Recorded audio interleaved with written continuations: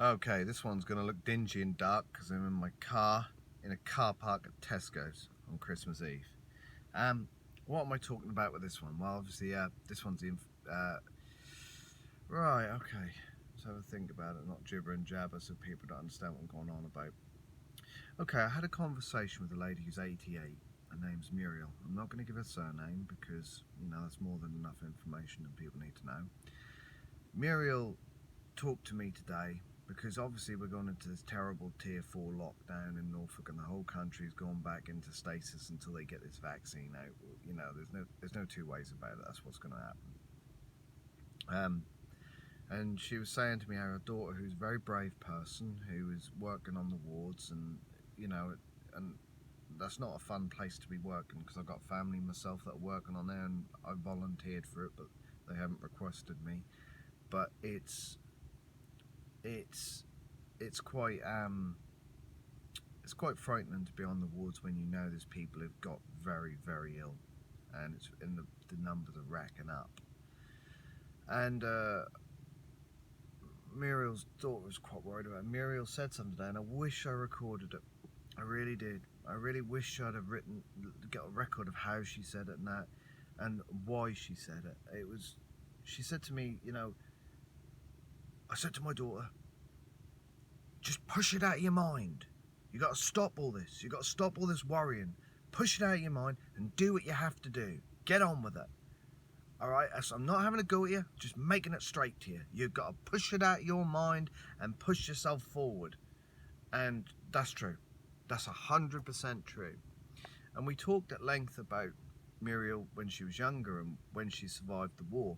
And I say survived because there was a time over at the Larkman where, as a child, literally after the school had been blown up, they're all leaving this bombed school. And this is when the German planes came down and tried to machine gun all the school children, and they were being dragged into their houses. And she remembers a time of people moaning about wearing a little face mask. The reason she had issues at first wearing the face mask because she remembers the days when you have to wear these rubber gas masks for mustard gas, and the whole class had to practice dealing with gas masks. So she has a traumatic memory why she would struggle with wearing a face mask, and doesn't understand because she wears one when she's allowed out and when she can go out, because she's allowed out due to protecting people and that, because she's quite vulnerable. And she just don't understand why the hell people are not wearing masks, and when this virus is about, because it's not really that big a deal compared with a rubbery gas mask that you'd have to deal with for mustard gas. And we talked at length about her life and the things that she suffered, because she has not had an easy life. I'm going to be very careful what I say. She lived through something that most parents shouldn't live through, which is losing a child. And one of her other children, he's a great bloke. He's a really good bloke. I ain't gonna say his name. He's really suffered with epilepsy his whole life, and certainly in his last years. And he's really suffered with it. I mean, really, and there's had so many falls and so many injuries through it, and it's crippling for his life. But he still keeps going forward, and he don't let it get him down, and he don't make excuses in his life. He does his damn best in whatever ways he can, and he don't always get things right, like none of us do, but he does his damn best, and she has to put up with a lot, not in a negative, I don't mean like put up, but she has to tolerate a lot to help him because she's his primary carer, even at 88, and she's an amazing woman. And she sat there today making cakes, and it's the first time she's made cakes in a long while. I knew exactly why she was making them, but she explained it to me anyway. She said, Dan, the reason I'm making cakes is because I can control this, and I'm going to make the best goddamn cakes I can make. She used some other words, kids, which I can't say on this call because then you won't be able to hear it. But she said, I'm making the best cakes you can imagine. And because she could control that. And she's talking to me about things that you can control in a situation where we have no control. We have no control. We have limited amounts of control over this situation, very limited. And there are only things that are not directly related to it. We can't control how this virus is going to behave as everyday people.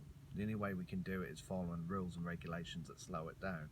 We can't wipe it out, we can't attack it, we can't do anything to make it less of a threat. So I guess what I'm getting at, for those people who are really struggling and find it really hard to get through this, and I think everyone is, but some people it's harder than others, you've just got to reach down and find that kind of stoicness, that courage, that how do I say it without using the wrong words, because I'm trying to think of words I can't say. I don't want bloody mindedness that's required to actually beat these things, you know. And we're a generation of people that are still alive, still laugh at this because they think, yeah, it's pretty not good, we don't like it, but we've lived through far worse than this. This is nothing. And I don't mean it in a belittling way, but it's more like some perspective way. And I think just get your mind off it, whatever it takes. Give yourself a mental break from it. Find whatever you have to do to give yourself a bit of a mental break. And I don't mean like start heroin or anything silly like that. I mean, look at things that are going to be like healthy for you, that keep your mind off it, that allow you to have that respite, because you'll be able to see it clearer. You'll be able to get through this essentially this sitting down and doing nothing for a lot of people. Oh, the rain's coming now. We've been enjoying the flooding in Norfolk. It's been fantastic today. But yeah, just get your mind off it. Get yourself doing something. Get yourself active. Control something you can control. Now it's come to hail. It's now come to hail because I wanted to destroy this video, didn't you? Thank you. I had to shout at it. But yeah, and you know, she really has suffered in her life, but she's still strong. She's still stoic. She's still brave. And I think, if anything, guys, that's how we all have to be. Not gonna let it beat us. Not gonna falter. Not gonna give up just because it's getting difficult. And not allowing ourselves to take a step back. Keep the structure of our lives that we need and we want. Keep supporting the people we care about and the vulnerable people that we can look after. Because I do a lot of this. I'm not singing my own praise, I'm not. But I lead by example. That's the only reason I'm saying it. You know, I'm not telling people to do stuff and I don't do. I do this. I lead by example. And anyone who knows me well knows that this is true. And I don't just do it for one or two people. I do it for as many as I can. And it is exhausting. I'm totally exhausted today. But you can't lead people to despair and isolation when there are lots of ways to communicate with people. There are lots of ways to take the edge off that. So anyway, be kind to yourselves. Go out there, be kind to other people. Well, I say go out there, but you know what I mean. You know, engage with the world and online. And if a neighbour who's a little bit vulnerable, check on them. Don't leave them to their own devices. But make sure you face the parts of your lives that you can face well. Make sure that, you know, if you're going to be stuck on furlough and that's really worrying, just keep looking for other sources of income in case your job don't work out. Just keep being positive, keep taking control of the things you can control. Okay, just do what you can do, and if it means you're swimming sideways in the current, then swim sideways, but you'll eventually get there, you know, or hopefully anyway, you know. Well, there's no other way to look at it, hopefully anyway. No other way to look at it. You have to make a success of it, you know. You have to do whatever you can do and not let it knock your confidence or push you down.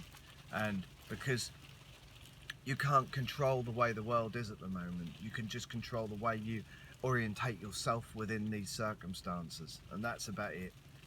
All right, guys, anyway, make the best of what you can with Christmas. Make the best of what you can coming out of this. But you know, we're not going to stay in this forever. We're not going to stay in this forever. It's going to change. Anyway, take care, everyone, and you know, and all those people who are on my team and with Aim High Martial Arts. If you need anything from me, you just ask and I'll do what I can. Take care, everyone. Bye.